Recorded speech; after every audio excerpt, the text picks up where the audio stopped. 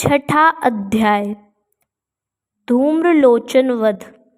महर्षि मेधा ने कहा, देवी की बात सुनकर दूत क्रोध में भरा हुआ वहां से असुरेंद्र के पास पहुंचा और सारा वृत्तांत उसे कह सुनाया। दूत की बात सुन असुरेंद्र के क्रोध का पारावार न रहा और उसने अपने सेनापति धूम्रलोचन से कहा, धूम्रलोचन, तुम अपनी सेना सहित शीघ्र वहां जाओ और उस दुष्ट के केसों को पकड़कर उसे घसीटते हुए यहाँ ले आओ। यदि उसकी रक्षा के लिए कोई दूसरा खड़ा हो, चाहे वह देवता, यक्ष अथवा गंधर्व ही क्यों ना हो, उसको तुम अवश्य मार डालना। महर्षि मेधा ने कहा।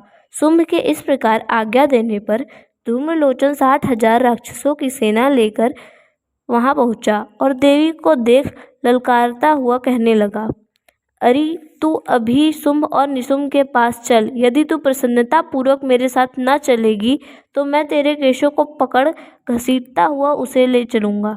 देवी बोली, असुरेंद्र ने भेजा हुआ तेरे जैसा बलवान यदि बलपूर्वक मुझे ले जाएगा तो ऐसी दशा में मैं तुम्हारा कर ही क्या सकती हूँ। महर्षि मेधा ने कहा। ऐसा कहने पर धूम्रलोचन उसकी ओर लपका, किंतु देवी ने उसे अपनी हुंकार से ही भस्म कर डाला।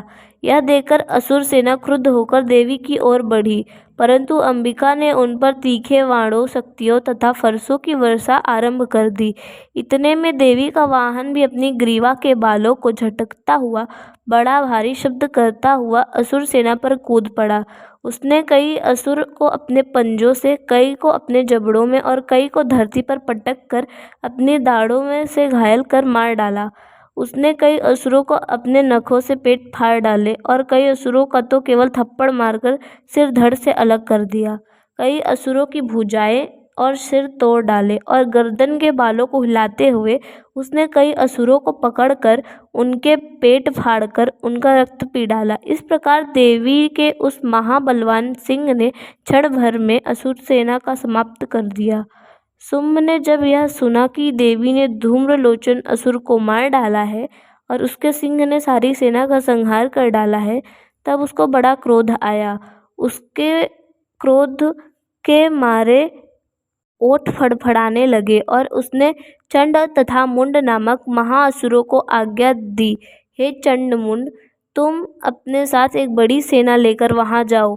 उस देवी के बाल पकड़कर उसे बांधकर तुरंत यहाँ ले आओ। यदि उसको यहाँ लाने में किसी प्रकार का संदेह हो तो अपनी सेना सहित उससे लड़ते हुए उसको मार डालो।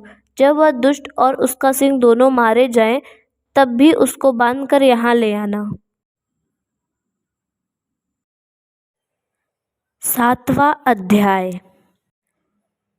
चंड और मुंड का वध। महर्षि मेधा ने कहा, दैत्यराज की आज्ञा पाकर चंड और मुंड चतुरंगिनी सेना को साथ लेकर हथियार उठाए हुए देवी से लड़ने के लिए चल दिए।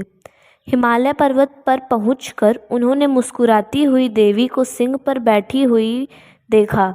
तब असुर उनको पकड़ने के लिए तलवारें लेकर उनकी ओर बढ़े।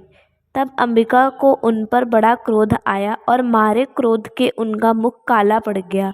उनकी भ्रुकुटियां चढ़ गई और उनके ललाट में से अत्यंत भयंकर तथा अत्यंत विस्तृत मुख वाली लाल आँखों वाली काली प्रकट हुई, जो कि अपने हाथों से तलवार और पाश लिए हुए थी। वह विचित्र खड्ग धारण किए हुए थी तथा चीते के चर्म की साड़ी एवं नरमुंडों की माला पहन रखी थी।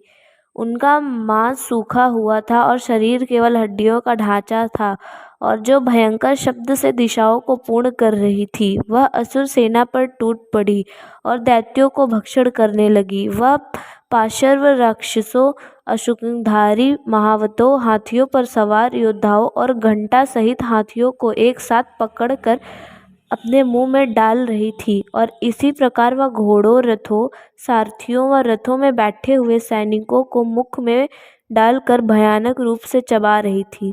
किसी के केस पकड़कर, किसी की गर्दन पकड़कर, किसी को पैरों में दबाकर और किसी दैत्य को छाती से मसल कर मार रही थी।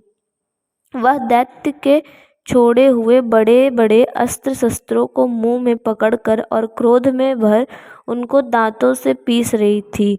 उसने कई बड़े बड़े असुर भक्षण कर डाले, कितनों को रौंद डाला और कितनी उनकी मार से मारे भाग गए। कितनों को उसने तलवार से मार डाला, कितनों को अपने दांतों से समाप्त कर दिया। और इस प्रकार से देवी ने क्षण भर में संपूर्ण दैत्य सेना को नष्ट कर दिया। यह देख महापराक्रमी चंड काली देवी की ओर लपका और मुंड ने भी देवी पर अपने भयानक बाणों की वर्षा आरंभ कर दी और अपने हजारों चक्र उस पर छोड़े।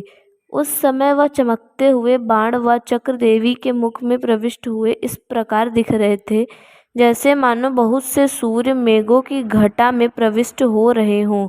इसके पश्चात भयंकर शब्द के साथ काली ने अत्यंत जोश में भरकर विकट अट्टहास किया। उसका भयंकर मुख देखा नहीं जाता था। उसके मुख में श्वेतों की दांतों की पंक्ति चमक रही थी। फिर उसने तलवार हाथ में लेकर हूँ शब्द कहकर चंड के ऊपर आक्रमण किया और उसके केश पकड़कर उसका सिर काटकर अलग कर दिया। चंड को मरा हुआ देखकर मुंड देवी की ओर लपका, परंतु देवी ने क्रोध में भरे हुए अपनी तलवार से उसे भी यमलोक पहुंचा दिया। चंड और मुंड को मरा हुआ देखकर बाकी बची हुई सेना वहां से भाग गई। इसके पश्चात काली चंड और मुंड के कटे हुए सिरों को लेकर चंडिका के पास गई और प्रचंड अट्टहास के साथ कहने लगी, हे देवी, चंड और मुंड दो महादैत्यों को मारकर तुम्हारी भेंट में लाई हूँ। अब शुंभ और निशुंभ का तुमको स्वयं वध करना है। महर्षि मेधा कहा कि वहां लाए हुए चंड और मुंड के सिरों को देखकर कल्याणमयी चंडी ने काली से मधुर वाणी में कहा, हे देवी, तुम चूंकि चंड और मुंड को मेरे पास ले आई हो, अतः संसार तुम्हें चामुंडा के नाम से तुम्हारी ख्याति होगी।